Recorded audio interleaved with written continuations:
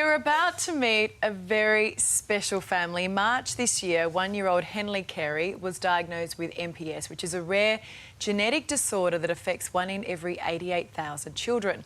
Now, the beautiful little boy needs a life-saving bone marrow transplant. And that's where his 3-year-old brother Darcy comes in. This Thursday, he's being incredibly brave and donating a little part of himself to save his baby brother. Mum Alicia and little Darcy join us now from Sydney. Good morning, you two. How are you? Good morning. We're good. That's good. Look, first of all, Alicia, tell us a little bit about Henley's condition and what this transplant will mean. So Henley has MPS 1, which is a rare metabolic genetic disorder that both parents have to carry for him to inherit. He doesn't break down essentially large sugar molecules, and with that, they can't be excreted from the body, so they cause swelling to all the cells, bones and connective tissues. Right. And essentially impair all his organs. Alicia, I think you are so strong, you're so amazing that you've got this big operation coming up on Thursday, the boys do. How did you discover that Darcy was a match for his little brother? So we'd gone through a lot of testing, I guess, over the time since we found out his diagnosis in March. He's in Henley's diagnosis, and we were given the treatment options. And one was enzyme replacement therapy, which was weekly infusions coming up to Sydney. We live in a little town called Coolaman, just outside Wagga Wagga.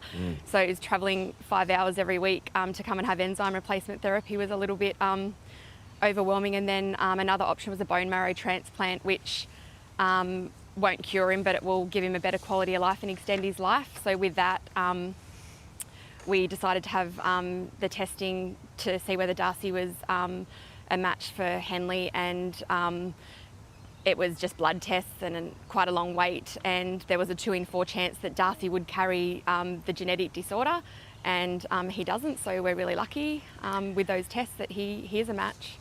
Just quickly, we do have eyes on Darcy, don't we? I know that. Sorry. You've got a lot on. It was easier to put him down. All right, that's it. We're basically just checking that he hadn't run onto the road. No, it looks like he's good. Hey, how does this all... I mean, you're a mum. How do you deal with all this? I mean, and how do you communicate with a 3-year-old the importance of all this?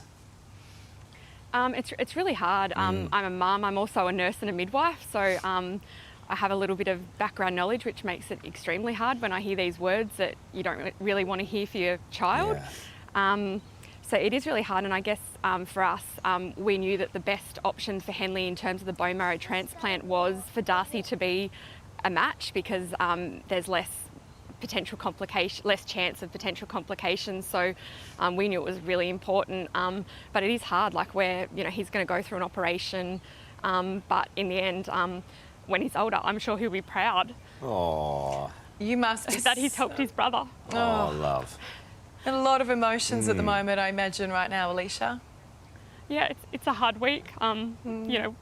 Henley's in hospital at the moment having chemotherapy, so he's isolated. So he will now stay in hospital for at least 3 months because he'll have low immunity, and at the moment he's quite well, but we expect in the next few weeks he will become unwell, but trying to keep a 1-year-old entertained in a hospital is quite hard. But yeah, he's too well at the moment, but yeah, it's just that sitting waiting for him to become unwell. It's really hard. You know what you're doing though? You are out the front and you're just getting stuff done. Yep. You know? Yep. Hey, you just got to be strong. Exactly what mums do. But the pressure on the whole family and all that sort of stuff. But this week's going to, whilst it is nerve-wracking and whilst it is going to be a long week for you, it could also lead to a healthier, happier family, yeah?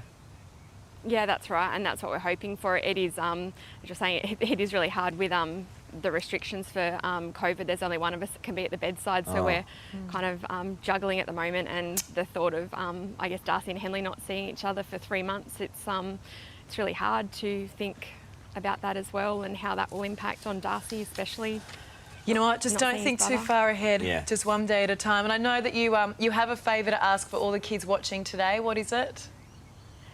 Yeah, we want to brighten up Henley's room. So yesterday we moved into the room that he'll stay in for the next 3 months, and it's quite dull.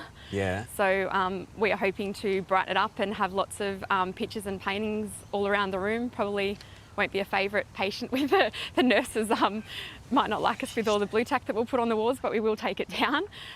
So we'd love to brighten Henley's room, and also, I guess, for us when, you know, it's really hard being inside four walls all the time, and to have something bright and something to cheer us up and to open and show Henley, that would be really nice for all of us, especially Henley. And Alicia, we know that it is incredibly tough for you guys. You have to be in Sydney throughout this whole time. It means you can't work, your husband can't work. You haven't asked for any help at all, but I know that you've sort of slipped through the cracks with charities. You do have a GoFundMe page. You haven't asked us to mention it, but can you just tell people if they would like to help, how they can donate?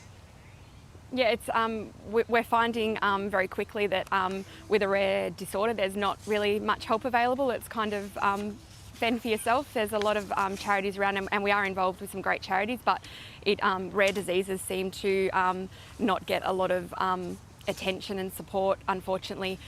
So we have a Facebook page called Henley's Mission, and that will share Henley's journey, and also in the long term raising awareness for rare disorders. And there's information on there about how you can send Henley a painting. If any of the kids want to send Henley a painting, he'd love it. Okay, well, I'm actually very, very good at art, and cool. I'm going to do a self-portrait just to just to brighten your walls. Brighten up his... Alicia, you can't see the face that I'm pulling at the moment, but I'm sure you can imagine. Thank you. He'll love it. He actually loves photos of other people as well. Just looking at anything, he's seeing a photo or anything, he just smiles and he lights up. So, well, I got plenty of those of myself, so I'll definitely send those through. Hey, we're going to make sure we can get all of our people at home to do some nice stuff for you, and we'll brighten those walls. And we know that you're heading for a bright future, so stay strong. Thank you. Okay, thank you, love. Strong, huh?